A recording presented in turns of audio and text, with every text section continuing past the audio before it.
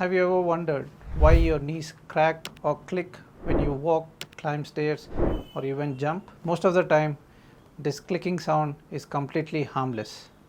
It happens when there are air bubbles which form in the knee fluid and burst while walking or climbing stairs. But if there is this clicking or crackling sound with pain, that means there is some early cartilage wear or any injury in the knee joint.